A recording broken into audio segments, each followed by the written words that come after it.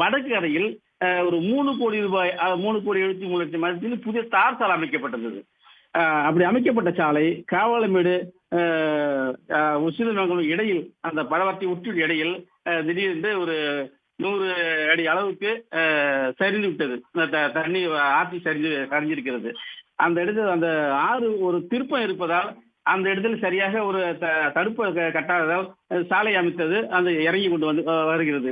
இதனால் அப்போது கிராம மக்கள் அச்சத்தில் ஆழ்ந்துள்ளனர். ஏற்கனவே பழுதடைந்த நிலையில் இருந்த கரையை அதிகாரி பார்வையிட்டு ஆய்வு செய்து சென்ற நிலையில் இதுவரை ஆற்றின் கரை சீரமைக்கப்படாதால் தற்போது மழையின் காரணமாக கரை உடைந்து சாலையின் ஒரு பகுதி பாதிப்பு ஏற்பட்டதாக பகுதி மக்கள் குற்றம் சாட்டினர். வலது கரை முழுவதுமாக உடைந்தால் அதனை சுற்றி அமைந்துள்ள விளைநிலங்கள் முழுவதுமாக பாதிக்கும். தண்ணியில் மூழ்கி பாதிக்கப்படும் தாழ்வான பகுதி குடியிருப்புகளுக்கும் பாதிப்பு நிலை ஏற்பட்டுள்ளது.